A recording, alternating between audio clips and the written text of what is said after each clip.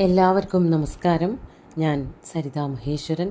ഇന്ന് ശ്രീമദ് വാൽമീകി രാമായണത്തിൻ്റെ ബാലകാണ്ഡത്തിലെ 32ാമത്തെ സർഗത്തിൽ 8 മുതൽ 13 വരെയുള്ള ശ്ലോകങ്ങളാണ് നമ്മൾ പഠിക്കാൻ പോണത്. എല്ലാ ശ്ലോകങ്ങളിലും അനുഷ്ടുപ്പ് വൃത്തം തന്നെയാണുള്ളത്. നമുക്കാദ്യം 8ാമത്തെ ശ്ലോകം നോക്കാം. ഏഷാ വസുമതീ നാമ വസോസ്തസ്യ മഹാത്മനഃ ഏതേ ശൈലവരാഃ പഞ്ച പ്രകാശന്തേ സമന്തത. അപ്പോൾ ഇതിന് തൊട്ടു മുമ്പ് പറഞ്ഞത് ശ്രീരാമൻ ചോദിച്ചത് ഈ പ്രദേശം ഏതാണെന്നായിരുന്നല്ലോ. ഇവർ നേരിട്ട് മിഥിലയിലേക്ക് പോണതിൻ്റെ ഇടയ്ക്ക് വളരെ സുന്ദരമായിട്ടുള്ളൊരു പ്രദേശം കണ്ടപ്പോൾ ശോണാ നദിയുടെ തീരത്ത് വിശ്രമിച്ച് വർത്തമാനങ്ങളെ കഥകളൊക്കെ പറയണതിൻ്റെ ഇടയ്ക്കാണ് ഈ പ്രദേശം, ഇത്ര സുന്ദരമായിട്ടുള്ള ഈ പ്രദേശം ഏതാണെന്ന് ചോദിച്ചപ്പോൾ അതിൻ്റെ മറുപടിയാണ് ഇവിടെ പറയണത്. ഏഷാ വസുമതീ നാമ വസോസ്തസ്യ മഹാത്മന. വസു എന്നു പേരുള്ള ആ കുശൻ്റെ പുത്രനുണ്ടല്ലോ, 4 മക്കളാണ് ഉള്ളതെന്ന് ആദ്യം പറഞ്ഞു. കുശാംബൻ, കുശനാഭൻ, അധൂർത്തരജസ, വസു. ആ വസുവിൻ്റെ രാജ്യത്തിന് ഗിരിവ്രജം എന്ന് പേരുണ്ടെന്ന് പറഞ്ഞിരുന്നു. അതിൻ്റെ മറ്റൊരു പേരാണ് വസുമതി. ആ ഭാഗത്താണ് ഇപ്പോൾ നമ്മൾ, ആ വസുമതി എന്ന് പറഞ്ഞ രാജ്യത്താണ് നമ്മളിപ്പോൾ ഉള്ളത്. ഇത്ര സുന്ദരമായിട്ടുള്ള രാജ്യം എന്ന് പറയുന്നത് വസുമതിയാണ് എന്ന് ശ്രീരാമൻ്റെ ആ ചോദ്യത്തിനുള്ള മറുപടി കൊടുക്കുകയാണ്. ഏഷാ വസുമതീ നാമ വസോസ്തസ്യ മഹാത്മന. വസോഹോ തസ്യ മഹാത്മന വസോഹോ. ആ മഹാത്മാവായിട്ടുള്ള വസുവിൻ്റെ വസുമതിയാണ്, പ്രദേശമാണ്, ഭൂമിയാണ്, അല്ലെങ്കിൽ ഗിരിവ്രജം എന്ന പേരുള്ള ഭൂമിയാണ്. അവിടെയാണ് നമ്മളിപ്പോൾ താമസിക്കുന്നത്. മാത്രമല്ല, ഏതേ ശൈലവരാഹ പഞ്ച പ്രകാശന്തേ സമന്തത. ഈ പ്രദേശത്തിന് ചുറ്റും ദൂരേക്ക് നോക്കിയാൽ കാണാൻ പറ്റും 5 പർവ്വതങ്ങൾ ഈ പ്രദേശത്തിൻ്റെ കോട്ടയായിട്ട് വർത്തിക്കുന്നുണ്ട്. അതാണ് ഏതേ ശൈലവരാഹ പഞ്ച. 5 ശൈലവരങ്ങൾ, വളരെ ശ്രേഷ്ഠങ്ങളായിട്ടുള്ള 5 പർവ്വതങ്ങൾ ഈ ഭൂമിക്ക് ചുറ്റും, ഈ രാജ്യത്തിന് ചുറ്റും പ്രകാശന്തേ കാണാൻ സാധിക്കുന്നുണ്ട്. സമന്തത എന്ന് പറഞ്ഞാൽ ചുറ്റും നമുക്ക് കാണാൻ സാധിക്കുന്നുണ്ട്. ഇവിടെ ആ പർവ്വതങ്ങളുടെ പേര് ശ്ലോകത്തിൽ കവി പറഞ്ഞിട്ടില്ല, വ്യാഖ്യാനത്തിലുണ്ട്. 5 പർവ്വതങ്ങളുടെ പേര് ഇതൊക്കെയാണ്: വിപുലഗിരി, വരാഹഗിരി, വൃഷഭഗിരി, ഋഷിഗിരി, ചൈത്യകഗിരി. ഇങ്ങനെ 5 പർവ്വതങ്ങൾ. ആ പർവ്വതങ്ങളാൽ ചുറ്റപ്പെട്ട സുന്ദരമായിട്ടുള്ള പ്രദേശമാണ് ഗിരിവ്രജം, അതായത് വസുവിൻ്റെ രാജ്യം. അതിന് ഭൂമി തന്നെ, പ്രകൃതി തന്നെ കോട്ടയൊക്കെ ഒരുക്കി കൊടുത്തേക്കുന്നത് പോലെ. അതുകൊണ്ടാണ് അതിന് ഇത്രയധികം, ഈ മലകളുടെ താഴ്വരയിലുള്ള പ്രദേശമായതുകൊണ്ടാണ് അതിന് ഇത്രയധികം സൗന്ദര്യം എന്നൊക്കെയാണ് പറയണത്. ഇനി ഇതേ കൂടെ ഒരു നദി ഒഴുകണുണ്ട്. അതാണ് അടുത്ത ശ്ലോകത്തിൽ പറയണത്. സുമാഗധീ നദീ രമ്യ മാഗധാൻ വിശ്രുതായയൗ പഞ്ചാനാം ശൈലമുഖ്യാനാം മധ്യേ മാലേവ ശോഭതേ. ഈ രാജ്യത്തു കൂടെ ഈ 5 പർവ്വതങ്ങളെയും സ്പർശിച്ചുകൊണ്ട് അതിൻ്റെ സമീപത്തുകൂടി ഒരു നദി ഒഴുകുന്നുണ്ട്. ആ നദിയുടെ പേരാണ് സുമാഗധി. സുമാഗധി എന്നു പേരുള്ള, അല്ലെങ്കിൽ മാഗധി എന്നായാലും കുഴപ്പമൊന്നുമില്ല, ആ പേരുള്ള ഒരു നദി, രമ്യയായിട്ടുള്ള സുന്ദരമായിട്ടുള്ള ഒരു നദി ഒഴുകുന്നുണ്ട്. അത് മഗധയിൽ കൂടെയൊക്കെയാണ്, മഗധ ദേശങ്ങളെയൊക്കെ ചുറ്റിയാണ് ഒഴുകണത്. അതുകൊണ്ടായിരിക്കാം അതിന് മാഗധി എന്ന് പേര് വന്നത്. അതുമാത്രമല്ല, അതിൻ്റെ പ്രത്യേകത പഞ്ചാനാം ശൈലമുഖ്യാനാം മധ്യേ. ഈ 5 പർവ്വതങ്ങളുടെയും നടുക്ക്, അല്ലെങ്കിൽ ആ പർവ്വതങ്ങളെയൊക്കെ സ്പർശിച്ചുകൊണ്ട് മാലേവ ശോഭതേ, അത് ഒരു മാല പോലെ അത് ഒഴുകുകയാണ്. ഈ പർവ്വതങ്ങളുടെ നടുക്കു കൂടെ ഒരു മാല പോലെ അത് ഒഴുകുന്നുണ്ട്, ഈ മാഗധി എന്ന പേരുള്ള നദി. എത്ര കൃത്യമായിട്ടുള്ള വിവരണമാണ്! ഈ ഭൂമിശാസ്ത്രപരമായിട്ടുള്ള വർണ്ണനകളൊക്കെ ഇത്ര കൃത്യമായിട്ട് ചെയ്യാൻ പറ്റിയിരുന്നത്, അതിനെപ്പറ്റിയൊക്കെ നല്ല അറിവുള്ള ആളായിരുന്നു വാൽമീകി മുനി, വാൽമീകി മഹർഷി എന്നുള്ളത് കൊണ്ടാണല്ലോ. അത്രയും വ്യക്തമായിട്ടാണ് കണ്ടതുപോലെ, അപ്പോൾ കണ്ടിട്ട് തന്നെ ഉണ്ടാവണം, അങ്ങനെ തന്നെയാണ് വർണ്ണിക്കുന്നത്. അങ്ങനെ ഈ പർവ്വതങ്ങളുടെ ചുറ്റും, അല്ലെങ്കിൽ പർവ്വതങ്ങളെ ചുറ്റിക്കൊണ്ട് മാല പോലെ നദി, മാഗധി നദി ഒഴുകുന്നുണ്ട്. ശോഭതേ, ശോഭിക്കുന്നു. സൈഷാഹി മാഗധീ നാമ വസോസ്തസ്യ മഹാത്മനഃ പൂർവാഭിചരിതാരാമ സുക്ഷേത്ര സസ്യമാലിനി. ഈ ഭൂമിയിൽ ഒഴുകുന്നവളായിട്ടുള്ള ഈ മാഗധി നദിയുണ്ടല്ലോ, അതാണ് സൈഷാ മാഗധീ നാമ വസോസ്തസ്യ മഹാത്മന.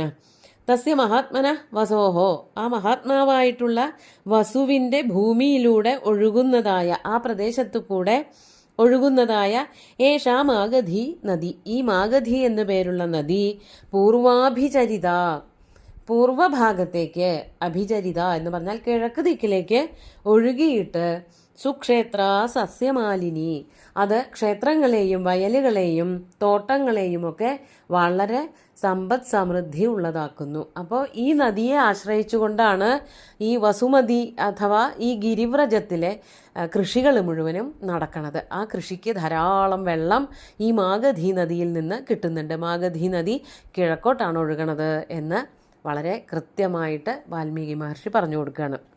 അങ്ങനെ ആ പ്രദേശത്തിൻ്റെ കഥയൊക്കെ പറഞ്ഞു കഴിഞ്ഞിട്ട് കുശനാഭൻ എന്നു പേരുള്ള സഹോദരൻ ഉണ്ടല്ലോ, വസുവിൻ്റെ കാര്യമാണ് ഇപ്പോൾ പറഞ്ഞത്. വസുവിൻ്റെ ഒരു സഹോദരനാണ് കുശനാഭൻ. ആ കുശനാഭൻ്റെ കഥയിലേക്കാണ് അടുത്തതായിട്ട് കിടക്കുന്നത്. അപ്പോൾ ശ്രീരാമൻ ചോദിച്ച ചോദ്യത്തിന് ഉത്തരവൊക്കെ പറഞ്ഞു കഴിഞ്ഞു. ഈ പ്രദേശം ഏതാണ്, ഇത്ര ഭംഗിയായിട്ടുള്ള വയലുകളും അതുപോലെ തോട്ടങ്ങളും മരങ്ങളും പച്ചപ്പും ഒക്കെ ഉള്ളതായ പ്രദേശം ഏതാണ് എന്ന് പറഞ്ഞു കൊടുത്തു കഴിഞ്ഞു. എന്നിട്ട് ആ വസുവിൻ്റെ സഹോദരനായിട്ടുള്ള കുശനാഭൻ്റെ കഥയാണ് ഇനി പറയാൻ പോണത്. 11ാമത്തെ ശ്ലോകം നോക്കാം.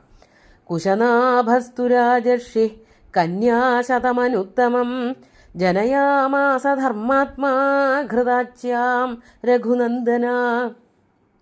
അല്ലയോ രഘുനന്ദന, അല്ലയോ ശ്രീരാമ, കുശനാഭസ്തു രാജർഷി, രാജർഷിയായിട്ടുള്ള ആ കുശനാഭൻ, രാജാവാണല്ലോ കുശന്റെ പുത്രനായിട്ടുള്ള കുശനാഭൻ എന്തു ചെയ്തു? കന്യാശതം അനുത്തമം ജനയാമാസ, വളരെ ശ്രേഷ്ഠകളായിട്ട്, ഉത്തമകളേക്കാൾ കേമമായിട്ടുള്ള, അതാണ് അനുത്തമം, അത്രയും ശ്രേഷ്ഠകളായിട്ട് 100 പെൺകുട്ടികൾക്ക്, കന്യകമാർക്ക് ജന്മം കൊടുത്തു. ആരിലാണ്? ഘൃതാചി എന്നു പേരുള്ള ഒരു സ്ത്രീ. അങ്ങനെ പേരുള്ള ഒരു അപ്സരസിനെ പറ്റി കേട്ടിട്ടുണ്ട്. ഇവിടെ അപ്സരസാണോ രാജകുമാരിയാണോ എന്നൊന്നും പറഞ്ഞിട്ടില്ല. ഘൃതാജിയിൽ കുശനാഭന് 100 കന്യകമാർ ഉണ്ടായി. ധർമാത്മാ രാജർഷി കുശനാഭ തു ഘൃതാച്യാം കന്യാശതം അനുത്തമം കന്യാശതം ജനയാമാസ. വളരെ മിടുക്കത്തികളായിട്ട് ഉള്ള ശ്രേഷ്ഠകളായിട്ടുള്ള 100 പെൺകുട്ടികൾക്ക് ജന്മം കൊടുത്തു. അവർ കുറച്ചു കാലം കഴിഞ്ഞപ്പോൾ കന്യകമാരായപ്പോൾ എന്താണ്ടായത്? അതാണ് 12ാമത്തെ ശ്ലോകത്തിൽ പറയണത്. താസ്തു യൗവനശാലിന്യോ രൂപവത്യസ്വലങ്കൃതാഃ ഉദ്യാനഭൂമിമാഗമ്യ പ്രാവൃഷീവശതഹൃദ. 13ാമത്തെയും കൂടി നോക്കാം.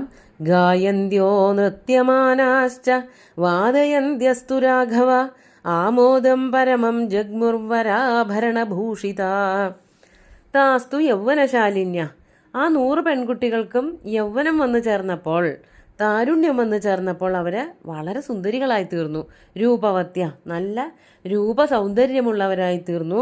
അതുപോലെ തന്നെ നന്നായി അലങ്കരിച്ച്, ശരീരമായാലും തലമുടി, മുഖം, അതായത് ഏത് ഭാഗത്തിന് അനുഗുണമായിട്ടുള്ള അലങ്കാരങ്ങൾ ഏതൊക്കെയാണെന്ന് തിരിച്ചറിഞ്ഞ് അതൊക്കെ സ്വീകരിച്ച് സുന്ദരികളായിട്ടുള്ള ഈ 100 പെൺകുട്ടികളും ഉദ്യാനഭൂമി ആഗമ്യ, ഉദ്യാനഭൂമിയിലേക്ക്, അതായത് കുശനാഭൻ്റെ രാജ്യത്തിലെ വലിയ ഉദ്യാനഭൂമി ഉണ്ടാവുമല്ലോ, രാജാക്കന്മാരൊക്കെ വലിയ തോട്ടങ്ങളോ പൂന്തോട്ടങ്ങളൊക്കെ വെച്ച് പിടിപ്പിക്കും, വലിയ വലിയ പാർക്കുകളൊക്കെ ഉണ്ടാവും.